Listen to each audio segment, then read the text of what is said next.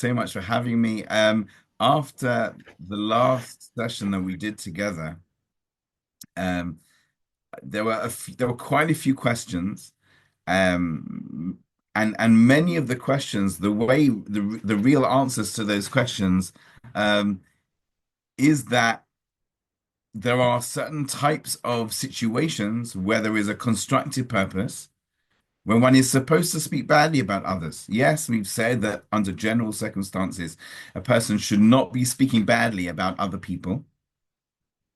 However, there are certain circumstances in Hebrew, this is called Lashon Hara Leto'elet. Leto'elet means for a constructive purpose.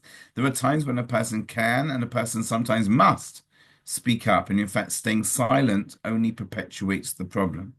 So today, what I want to do is I want to give you a little bit of an insight. I want to explain that when I teach this in different seminaries and different schools, it probably takes me about 10-hour-long sessions to go into it into great detail. What I want to do is just to give you a little bit of an insight into this concept. And then perhaps at the end, we'll leave a little bit of time so that if people want to ask questions or give scenarios, and we can work through those scenarios and see how we apply the things that we've talked about. So, in the very verse in the Torah where it talks about the prohibition of going around speaking badly about people, which is in Vayikra chapter 19, verse 16, Leviticus 19, chapter 19, verse 16. In that same verse where it says, do not go around as a gossiper or talebearer among your people, straight away afterwards it says, do not stand by while your fellow's blood is spilt. Now, this doesn't mean the literal translation is, do not stand on the blood of your fellow. Now that does not mean that if there's some blood on the floor because somebody cut their thumb and it drips on the floor, you're not allowed to stand on it. What it means is that you can't stand by idly while somebody's blood is spilled. So the example I gave you, if you remember, we did it a couple of sessions ago. I said, if I go to the beach, do you remember? I think we talked about this. I go to the beach and I need calm, I need quiet. I'm sitting there on the beach. The waves are washing towards me. I feel calm. I'm centered. Relaxation. Suddenly I hear, help! And I open my eyes, and there's somebody about to drown in the sea. I'm not allowed to say, shh, shh, be quiet.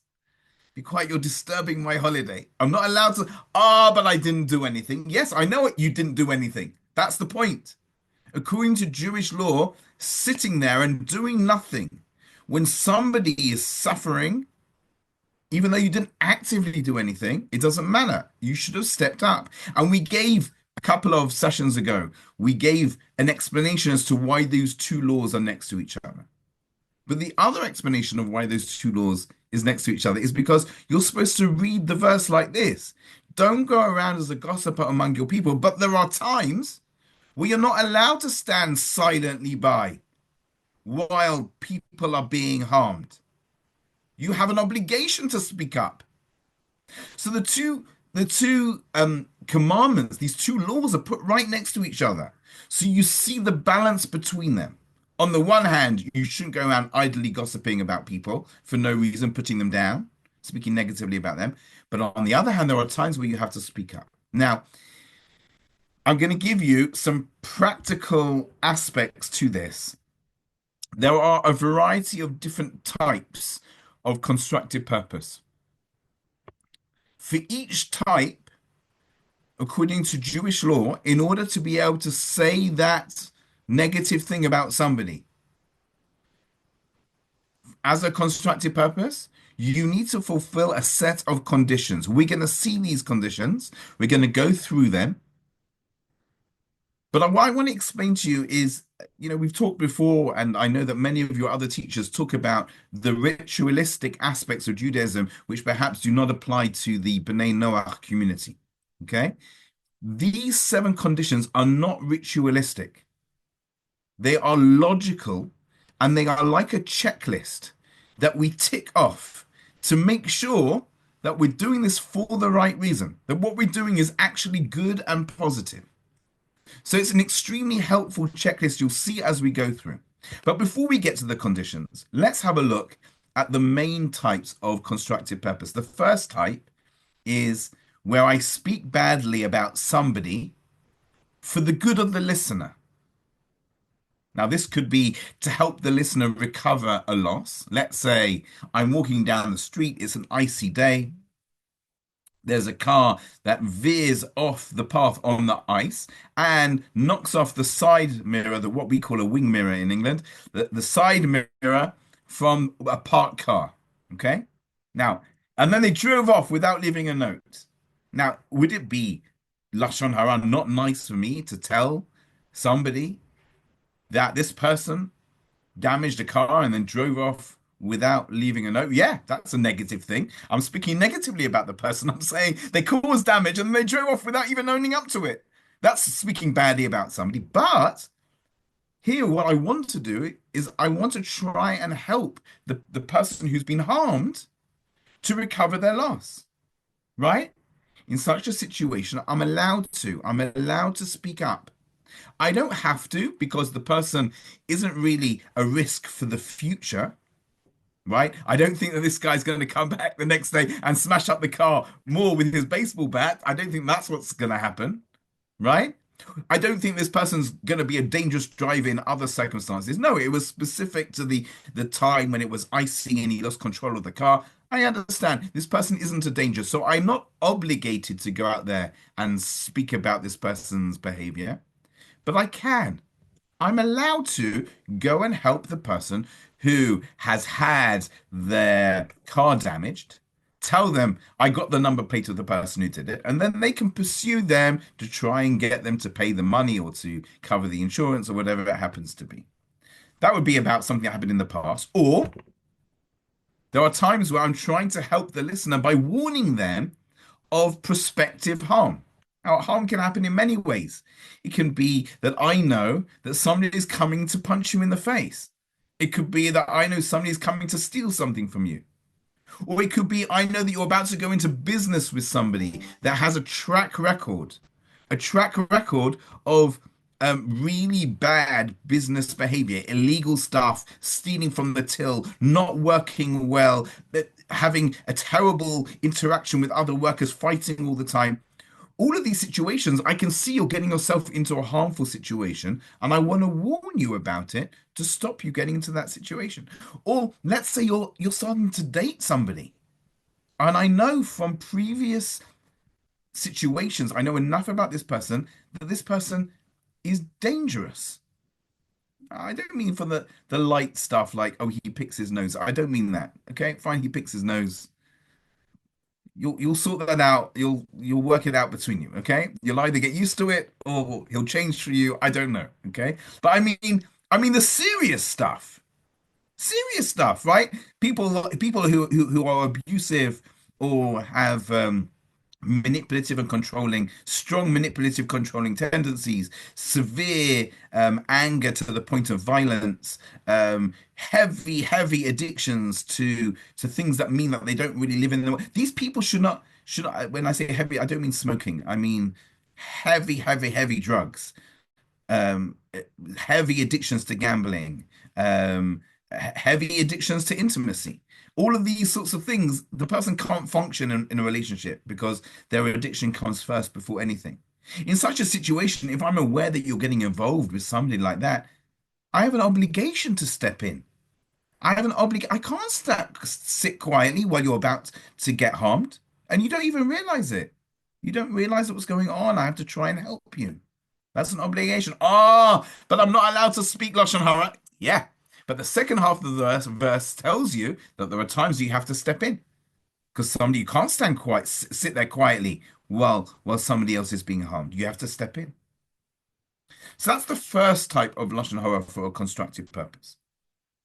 That's where I'm speaking to protect the listener. By the way, the listener doesn't have to be an individual. It can be a community. If I know that there is a dangerous person in our community, right? A dangerous person who could go and harm somebody very soon. I just don't know who their next victim is. I'm allowed to warn the whole community. This person is dangerous. So that's the first type. That's where I'm speaking badly about somebody for the good of the listener. The second type is where I'm speaking badly about somebody for the good of me, the speaker. Now that's therapy. That's what therapy is, right? You go to therapy, you sit down with a therapist. If the therapist knows who you're speaking about, well, that's essentially what that is lashon hara. You're speaking badly about your parents. You're speaking badly about your siblings. You're speaking badly about your husband, your wife, your partner. Yes, you're speaking about badly about this one and that one. That's what therapy is. But what's going on there is you're speaking badly about somebody because you are finding it difficult to function in life, carrying the burden of all of that stuff. And yeah, ideally, if you have a therapist who doesn't know anybody, doesn't know any of the people you're speaking about, obviously that would be better, but it's not always possible. It's not always possible. It's not always ideal, um, because it could be that this particular therapist is the best person for you, and they happen to know some of the people involved. So anything like that. Now, I don't mean the daily venting that people do, right? There's some people who are always venting about others. They vent about this one and this one and this one and this one. If a person is venting about lots of different people, then they are the problem because they're the common denominator in each of those interactions. Do you understand? So I'm not talking about the daily annoyances of life. I'm talking about heavy stuff. You try to process it on your own, but it's there with you, and it's you can't, and you're finding it difficult to function in such a situation. Yes, of course, you're speaking badly about somebody, but for the good of you, to build yourself up. Or it may not be emotional, it could be practical. There's a problem at work. There's an issue that's going on here. You want to speak to a mentor who can help you and guide you as to the best way to deal with this issue. Again, you're doing it for your own benefit, but it's not entertainment. It's not, oh, so I can laugh at somebody. It's no, there's a real thing here. I need to find a solution to a problem, and therefore I need to speak it out. Okay, so that's the second type. And the third type of the most common types, I'm only going through the most common today. As I said, I have to limit what I'm saying because I have only got our set time today. The third type is where I'm speaking badly about somebody for the good of that somebody. Let's say there's somebody who's self-harming in some way. Somebody's getting involved with dangerous people. Somebody who's taking heavy drugs to the point where they could actually get so caught in it that they may not get out. In such a situation, I'm speaking badly about the person, but I'm doing it because I want to say it to somebody who can then help extract that person, maybe a mentor, somebody who the person who I'm speaking about trusts, looks up to. Maybe I can't get through to this person, but maybe that person can get through to this person. Okay. Those are the three main types. Just to summarize again, I know I'm getting quite detailed here, but it's important to be detailed. Type number one is where I'm speaking badly about somebody to help the listener, either to help them recover loss that they've suffered already, or to help them protect themselves for the future. Type number two is where I'm speaking badly about somebody for my good, from the speaker's good, for emotional support, or to find a solution to a problem. Emotional healing, emotional support. And the third type is where I'm speaking about somebody for that somebody's good, to try and help them in the situation that they got themselves into, which is a painful, difficult situation. Now, everything we've said so far is just the types. I think that you'd all agree that those are legitimate times where we need to speak up. I haven't said anything particularly radical. Yeah. We all understand that these are very logical times, yet there are times that I need to speak. However, the great Rabbi Yisrael Meir Kagan, who wrote the book Chafetz Chaim, which we said means desires life, proves through different sources that there are 7 conditions. I'd like to go through those 7 conditions. Now, as I explained, these conditions are not ritualistic, they're not random. They are a way to make sure, to ensure that what you're doing is actually positive and you're not tricking yourself. They're like a checklist you look through first before you say the words. Okay, number one. Number one. Now, number one doesn't always apply, but let me tell you what it is. Number one is you need to know what you're saying firsthand. Now, why is that important? Why is it important to know something firsthand? Well, quite simply, again, it's a very logical thing. People walk around saying stuff and you hear them and you believe them, but maybe they missaw it or misunderstood it. Or maybe they're lying, or maybe they're just speaking from their own biases, or maybe they're exaggerating, right? You don't know. More than that, people, do you know how common this is? It is so unbelievably common for people to say things as if they saw it or it happened to them, but they never did. They heard it from somebody else. Somebody else, but they made it their story because they want it to be about them, right? You've seen this. You've seen this, right? They make it their story. What they don't know is that the person who told it to them also made it their story, but it didn't happen to them. It happened to the person. And you could sometimes go back 10, you have to go back 10 steps before you actually find the person that this happened to. Through that, you've got all of this, as the Americans call it, broken telephone. Anything could have happened. So when you hear something, you don't really know that it actually happened. You don't know it's true. Perhaps you have to take precaution, but you don't really know it's true. And therefore, condition number one is you need to know it firsthand. You need to have seen it yourself. Now, this does not apply if I'm trying to prevent harm in the future. When I'm dealing with a situation where it does apply if I'm trying to help you recover loss that happened in the past, like that case with the car on the ice, the skid, right? That, I'm not trying to prevent this person's not a danger for the future. I'm trying to help the person recover the stuff that they lost in the past. In that situation, I need to make sure it's firsthand. I have to have seen it myself. If somebody comes and tells me, I need to say, I can't tell the person, you do it yourself. Okay, because I didn't see it firsthand. However, if I'm trying to prevent harm in the future, in such a situation, it does not need to be firsthand because this person's in danger. And I have to pull out all the stops to try and save this person from the harm and the danger that is about to happen to them. So then I'm allowed to say it even though it's not firsthand, but I must say, I mustn't try and trick them and say, oh, I heard this. Yeah, I saw this, or I heard him say, no, don't trick them. You have to say, I do not know this firsthand. I heard it from somebody else. You must make sure that you communicate that.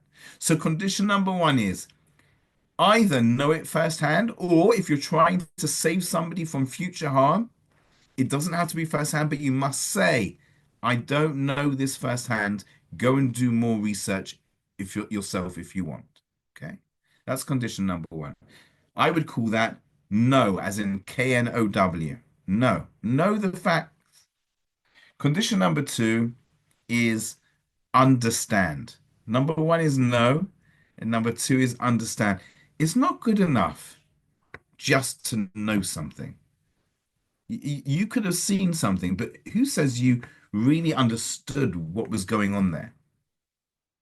I'll give you an example. Let's say you're walking down the street, you see somebody climbing up a ladder and crawling through the upstairs window of your friend's house.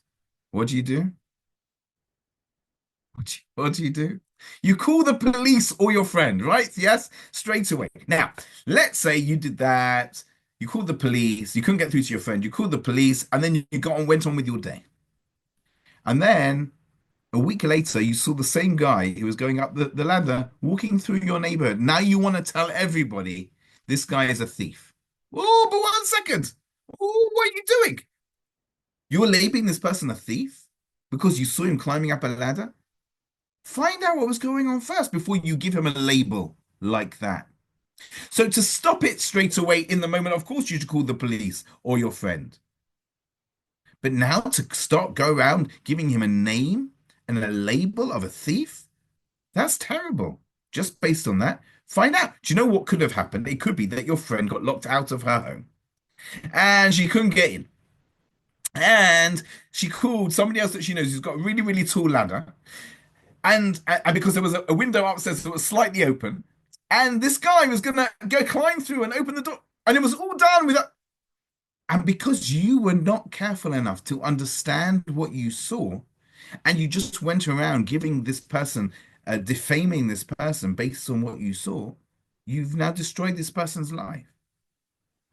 So before going around giving people labels, saying they're a thief or they're this or they're that or the other, it's not good enough to have seen something. You need to understand what it was that you saw. You need to get a better understanding. Many, many years ago in England, um, there's a newspaper in England. You may have come across it because it now has a prominent website called The Guardian. And if you know anything about The Guardian, you will find the following tremendously ironic. But for many, many years, when I was a kid, The Guardian had an excellent commercial on TV. Okay. Basically, the screen of the TV was black apart from a small square. Okay. And you saw this old lady or old man, I can't remember, hobbling along. Yeah. And suddenly you see this, you know, skinhead, like, shaven head, heavy, like guy with a very, very, angry face, like face looking in, and he runs in and he knocks the old man over. The old man goes flying this way, the stick goes flying the other way. And if you were to ask me, you'd say, well, you saw it. You saw what happened. This guy's a terrible guy, knocks over old people. What a horrible person. And then it rewinds. It rewinds so it goes back to the beginning of the clip. But instead of just showing you a small corner of the screen, it then enlarges, the whole of the screen enlarges, and you see the full picture. And you see that there is a crane above where the old man is walking with some bricks, and there's a rope, and the rope is fraying, and then the rope snaps, and the bricks start to fall. And just before the bricks hit, this guy pushes the old man out of the way, and a moment later, the bricks slam down exactly where the old man was. And now you understand. He wasn't knocking the old guy over because he's a lowlife. He was knocking the old guy over because he was trying to save his life. Okay? And then it says on the screen, The Guardian shows you the full picture. And if you know anything about The Guardian now and how, and I've got to be careful, this is going to go on YouTube. I've got to be careful what I say. So I'm not going to say anything. But if you know anything about The Guardian and how impartial they are, then you'll know how ironic that particular statement is of The Guardian shows you the full picture. But using that concept, we often just get a glimpse of the situation, and we don't really understand what's going on. It's not good enough to know it. You also need to understand what you've seen before you label them. Okay, that's the second one. The third condition, I'll just quickly summarize these all when we finished before I hand over to you for your interesting cases that we can work through. The third one does not apply in all cases. But the third condition is that before I speak badly about somebody, I should first approach that person to try and encourage them to change their ways. Now, again, this does not apply in any situation where we're assuming there's harm for the future, because my little conversation with this guy is not going to make a big change. Okay. If anything, it will only make him continue doing the thing that he wants to do, the harm that he wants to do, but he'll conceal it better because he knows, somebody knows about it. So this is not helpful if we're trying to prevent harm in the future. When it is helpful is if we're talking about something in the past. Again, before I go to, if I know, before I go to somebody and say, well, you damaged this person's car, I'm going to tell them, the person damaged, I'll tell the person who got down, why don't I first approach the person first, the person who did the damage, and say, listen, you damaged the car. It's not right that he should have to foot the bill for the damage. Why don't you just pay him? Or if you're embarrassed, give me the money and I'll give it to him or slip it under his door. He doesn't need to know it was you. And if you don't, then I'll tell him. But give the guy a chance to sort out the problem first before speaking badly about him. As I said, this does not apply if I'm trying to prevent harm in the future. Okay, number four. Number four. Number four isn't easy. And the reason it's not easy is because we have been trained the whole way through our life not to speak 100% with the truth. We exaggerate constantly, and even that was an exaggeration. That's what we do. We go around exaggerating. We use words like keeps on, always, hundreds of times. We're not careful with our language. It's not the way we grew up. Number four, condition number four is you're not allowed to lie and you're not allowed to exaggerate and you're not allowed to spin. What I mean by spin is you're not allowed to give your commentary as to why he did that thing. Just say the facts without you twisting it to negativity with your bias. Just say the facts. In his last business, I know that he stole $1,000 from the till.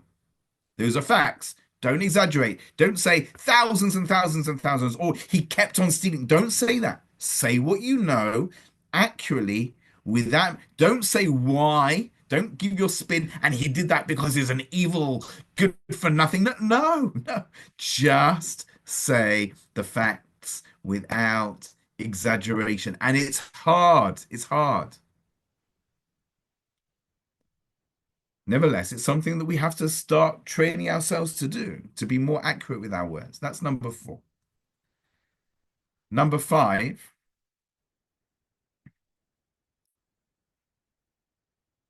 number five is extremely hard.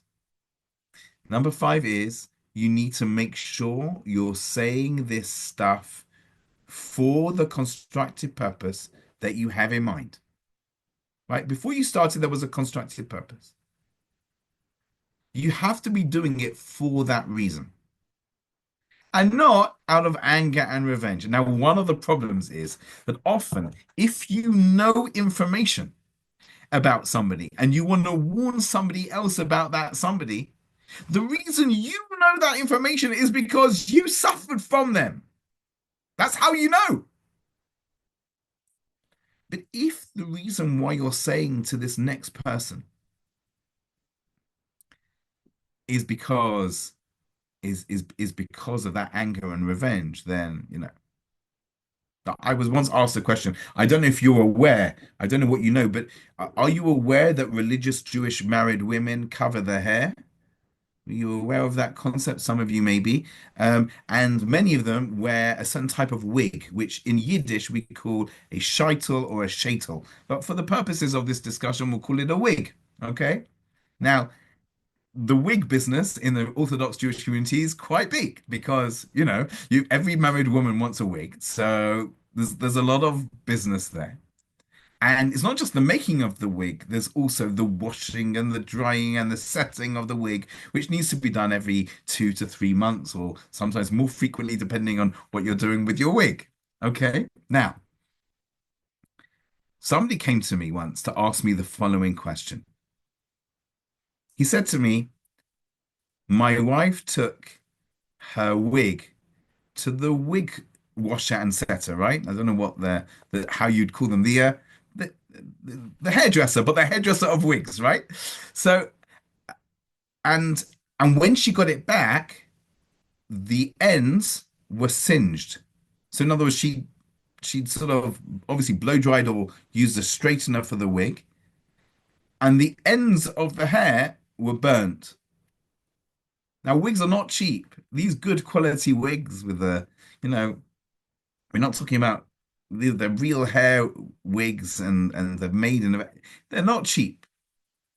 And basically, this wig, which was a long flowing wig, is now got to be cut short, because a shorter wig is worse. So they've lost a lot of money. When they confronted the hairdresser about it, she denied. She said, "No, no, no, it was like that when I got it." Now, this is the question. The guy wants to go around the community telling the community that this woman burns wigs. Now, first of all, let's go back to condition number four. Condition number four is no exaggeration. So, can you say she burns wigs? No, you cannot say she burns wigs. You could say she burnt a wig, okay? Because that's all you know. No exaggeration, just one wig, okay? But more than that, why is he doing this? Does he suddenly care so much about all of these other people? He cares so much about all of these wigs. He doesn't want these other wigs to be burned, or he cares so much about. Does he really? Does he really? Or is this the only way he can get back against this woman who has caused him a financial loss and is refusing to admit to it? Now, I have to be honest. I can't read people's minds. I'm not a mind reader. I'm not a prophet. So I can't say. But steam was coming out of his ears. I mean, not literally, but you could see from his face how annoyed he was. It did not look, if a person, if there was a specific friend, if he had a close friend and he went to the close friend and said, listen, don't send your wig to this particular person because she burnt our wig. Okay, that I could see how it's likely that he's doing that because he cares about the person he's speaking to and he doesn't want them to suffer a loss. But that's not what he wanted to do. He wanted to go around the whole community, everywhere. And that's a problem because he's doing this out of anger and revenge. I'll give you another example. I was once giving a class. Please excuse this example, but it's such an amazing example, so I'm going to give it. I was giving a class to a student who was in a relationship. She told me she'd been in a relationship with a soldier, with a GI. Um, she lived in New York. She'd been in a relationship with the GI for the last 6 months. And then they sort of split up because the GI was going back down south. I think he was from Texas. And but she remained Facebook friends with this guy, right? And I don't know if you know how it works on Facebook, but somebody else can tag you, and then all of your friends see what they've written. You're aware of that? Okay, I don't know if you're on Facebook. Facebook's old people's social media now. I don't know. I don't know how what the age range that I have in front of me. Um, but basically, a few days before she asked me this question,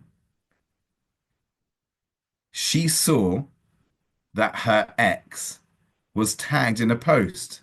This post was some random Hispanic lady from down south who wrote, first of all, she posted pictures of her and the GI in very lovey-dovey poses. Yes. And she wrote, "Oh, my darling boyfriend of the last 3 years is being posted to Germany, and because the US has bases in Germany still, being posted to Germany. I'm gonna miss him. I'm gonna stay faithful to him. I'm blah blah blah blah blah blah, etc. Heart heart kiss kiss kiss. Right? Can you hear what the question is? This person wants to ask me. She wants to know because understand she was in a relationship with this guy for 6 months. And now she finds out that at the same time, there's some girl down south, a random Hispanic woman from down south, who believes that she's in a relationship with him for 3 years. Can you hear what's going on here? So what does she want to do? She wants to contact random Hispanic woman, yeah, from down south, to tell her that her so-called boyfriend for the last 3 years has been cheating on her with her. That's a good question. I mean, I hear there's lots of beautiful women in Germany too. I hear the problem, right? And this poor woman, she's going to keep herself. She says she's going to stay faithful to him. He's going off to Germany. We saw what happened when he was only up north. Do you know what's going to be when he's on another continent? So I get the constructive purpose here. I understand it. But as I said, there was steam coming out of her ears too. I said to her, listen, I understand. I understand that you care about this woman. You may never met her, but you probably feel that women should stand up for each other. And I agree, women should stand up for each other. But why are you doing this? Are you doing this because you really care about this woman that you've never met? Or are you doing it because he never told you he had a girlfriend down south? And that means that those last 6 months with him was a lie. And now this is the best way you can take revenge. What is driving you? Now, again, I'm not a prophet. I cannot read minds. I'll tell you, I can tell you what I think was going on, but I can't read minds. So I left it up to her. But the whole point of this is a personal checklist. Think carefully. Why am I doing this? Am I doing this because I want to help? Or am I doing this really because of revenge and anger? Now, I have to say, in serious cases, it can be very difficult. In serious cases, a victim may find it very, very difficult to let go of feelings of revenge and anger, and nobody expects them to. It may take them 20 years of trauma therapy to let go of that revenge, feelings of revenge and anger. But at least the main point needs to be something positive. I need this person to be locked away, both for my own emotional well-being and so that he doesn't attack somebody else. There has to be a forward thinking, positive, constructive purpose. And that has to be the point here. Okay. So that's number five.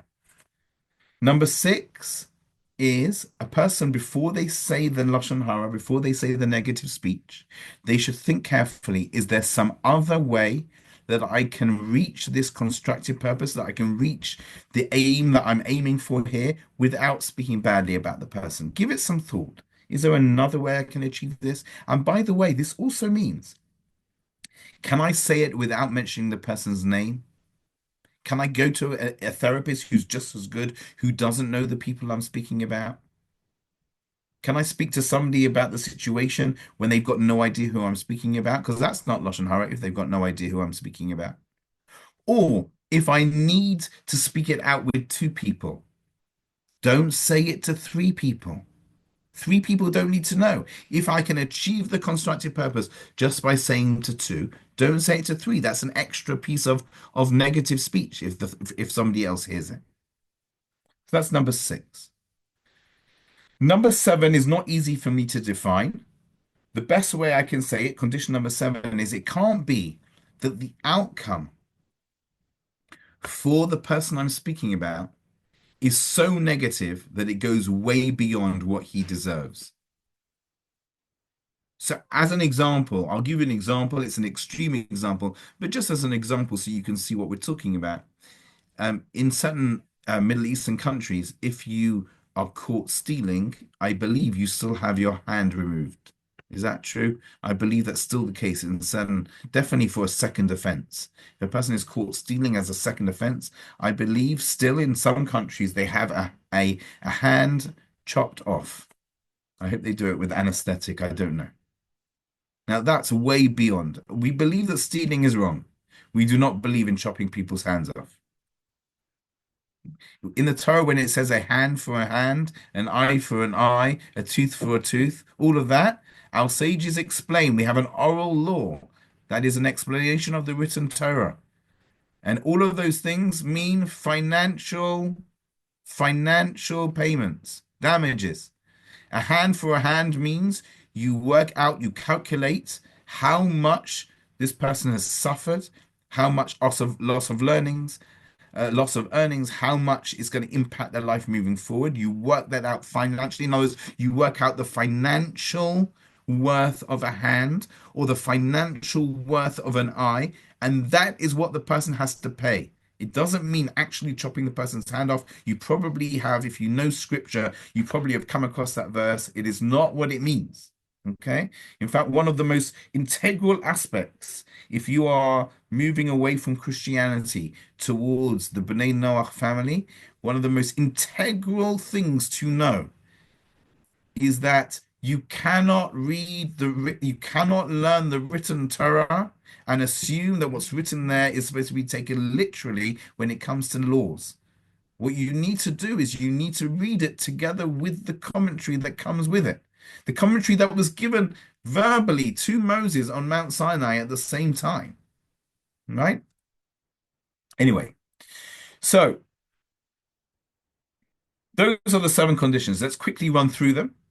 And I've been speaking for a long time. I've been speaking for 45 minutes. So now I'm going to run through those seven conditions as a quick summary. And then I'm going to turn over to you. And if anybody wants to speak out a scenario, we can try and play it through. Well, first of all, work out, is it a constructive purpose? And then work out what the conditions are and how they would apply. So let's quickly just run through the conditions. Number one, you need to know it firsthand, or if you're trying to protect somebody from future harm, it can be secondhand, but you must say, I only know this second or third or fourth hand. Okay. Number two, it's not good enough to know. You need to understand before you label somebody and give a person a label of a thief or a murderer or something else or an evil person or whatever. First of all, make sure you understand what you saw. Number three, in some cases, especially if we're talking about the past, it's worthwhile speaking to the person to try and get them to change their ways or repair the damage they did rather than speak about them. This does not apply if I'm trying to prevent harm in the future. Number four, only tell the truth. Don't lie, don't spin, don't exaggerate. Number five, only do it for the constructive purpose, not out of anger or revenge. Number six, make sure there's no other way to achieve this constructive purpose without saying the Lashon Hara. Maybe there's a nicer way to do it so you don't need to speak badly, or you can minimize the amount of speaking badly. And number seven, you're doing this for a constructive purpose to try and help somebody. Make sure that you're not causing way too much harm to the person you're speaking about. Because if the harm you're doing to that person far outweighs the good you're doing for the other person, yeah, you're doing tremendous harm to this person. To give this person a little bit of good, you've got some imbalance there. There's something wrong in the way you see the world. So this is your 7-point checklist. As I said, not ritualistic at all. It all makes perfect sense and it's there so you can look through every aspect of that and really connect to the fact that, yes, I've thought this through. I've gone through the checklist and I can really see how this is goodness. That, yes, it's true, I'm speaking badly about somebody, but there's goodness that is going to come out of this.